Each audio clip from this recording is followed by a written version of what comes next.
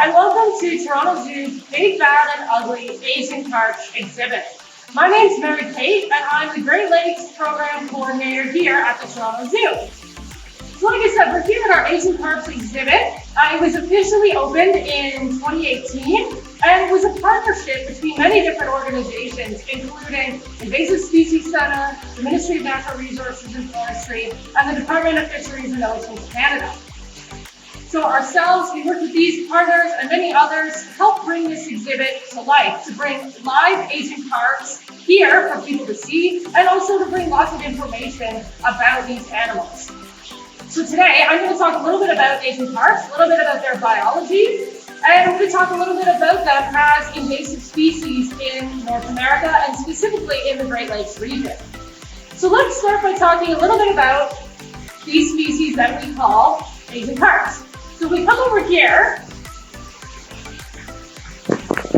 So we have a graphic here of the 4 species of Asian carp. So it's this group of 4 different fish species that we refer to as Asian carp. We have black carp, bighead carp, grass carp, and silver carp. Now here in our exhibit, we have 3 of these 4 species. So we do not actually have silver carp here in the exhibit. And the reason for that has to do with a particular behavior that they exhibit.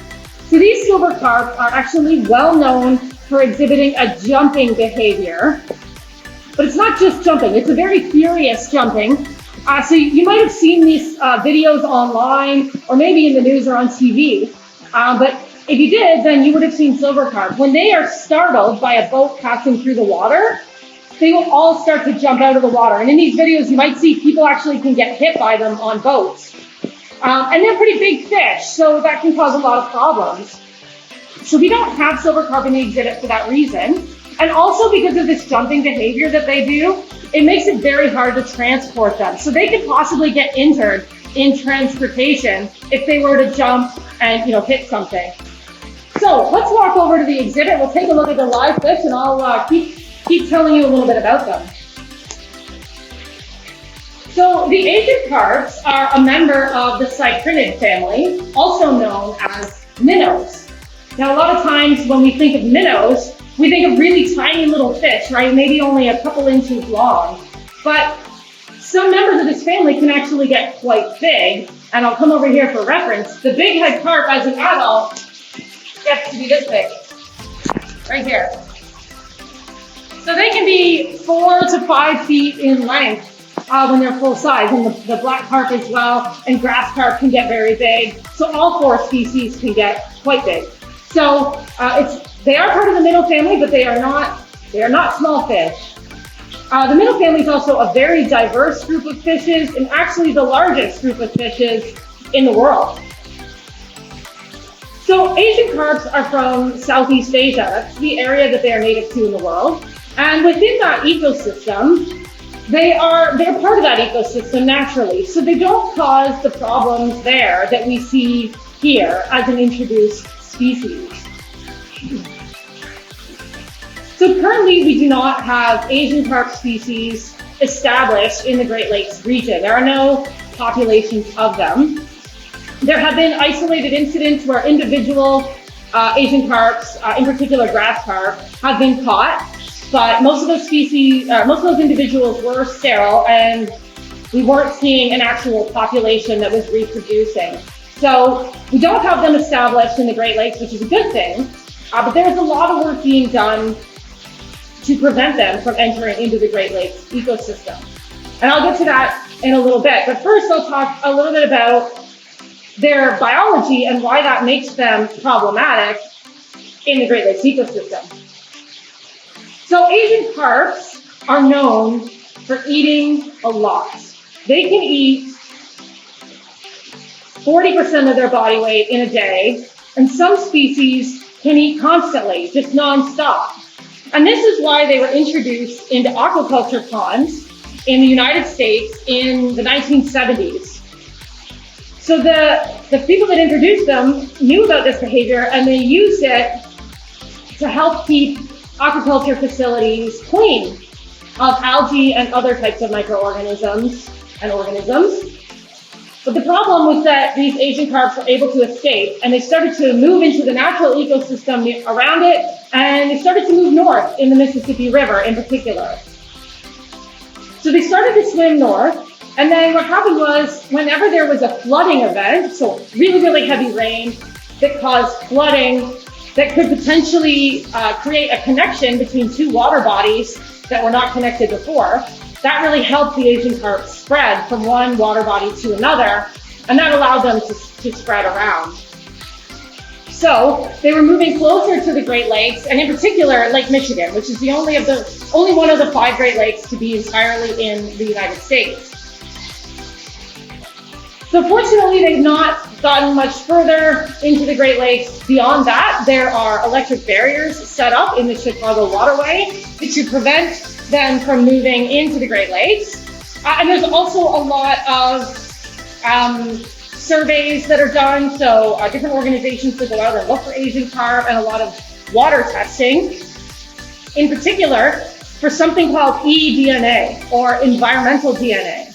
And that's something that's done here in Canada as well, to test for these fishes, for the presence of these fishes. So actually, interestingly, that was a key component of designing this exhibit, is that we had to consider that any wastewater from this exhibit, like from cleaning it, if it got into the waterway, that could potentially lead to a false positive for environmental DNA detection of Asian carp. So we had to design this exhibit so that no wastewater could leave this area without being treated first. And that would break down the environmental DNA and prevent it from getting into the natural water system and possibly being detected by those crews who are out looking for it.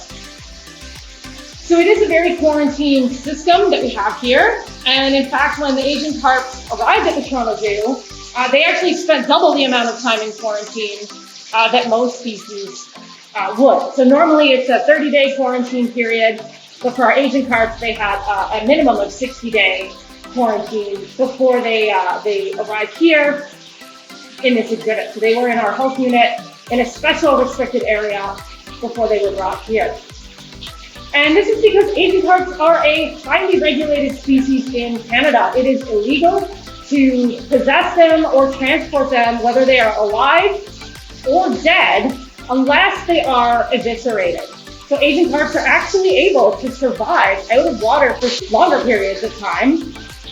And that's why they have to be eviscerated. So that means they have no internal organs to ensure that they are in fact dead. So we were able to obtain special permission for educational purposes to have these live fish here in our exhibit. But they are otherwise a very prohibited species here in Canada. And as I mentioned, that's because they are considered an invasive species. And that has to do with that feeding behavior, the fact that they eat so much. That's part of it. They could get into our natural ecosystems here in the Great Lakes, and they could potentially eat so much food and create competition for our native species. So here they're in a tank with other species from the Southeast Asia region. We call it a community tank. But here in our lakes and waterways of the Great Lakes would not be that case. So they could present that competition for food and space.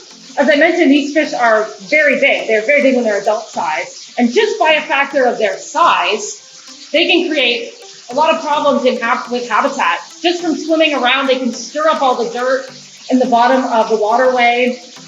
And they can actually cause vegetation to become uprooted, changing the water quality and creating problems for our native species. They might not want to use that habitat anymore if it's been disturbed by Asian carp. The Asian carp would also use the same space to lay their eggs and feed, so it would essentially create this competition and could result in the decline of our native species. And beyond that, we also share the water with our native species. We use it for boating and fishing and swimming. And if we had these large fish creating decreased water quality, that could result in us not being able to use the water for all these different recreational purposes as well. So this is why Asian carps are considered to be a pretty big threat, and a lot of work is being done to prevent their entry into Canadian waterways and the Great Lakes ecosystem. So even though these fish are potentially very problematic, there are things that we can do to help prevent their entry into Canada and their spread in North America. And one of the big things is to know what they look like. And that is why we have this exhibit here, so that people can come and see them up close and get a really good look at what they look like live. So there are some key identification features we can look for. A few I can point out here. So for example, we've got some black carp swimming in front of us and a grass carp. Got our black carp here. This is our grass carp above it. And one thing you'll notice is that these fish do not have barbels, which are whisker-like appendages that sort of are near the corners of their mouth. So that's one way we can identify them, is we look for the fact that they don't have barbels.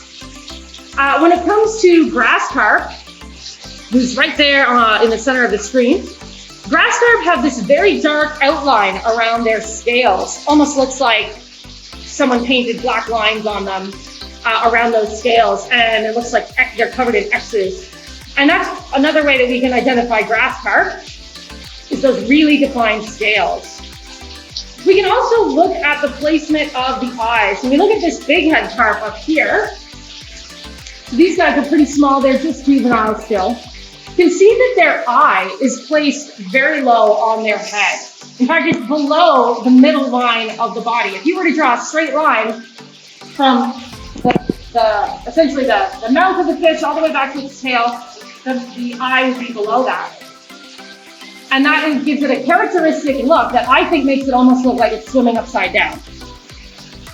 And the other thing we can look for is the placement of the mouth. It's also very low on the body. And we can look at other things too, like the shape of the fins compared to other species that we have here, in particular the common carp. So it actually has a very different dorsal fin compared to our common carp species. So there's a lot of information about how to identify them on the Invasive Species Center website. So definitely check that out. There's lots of different things to look for there.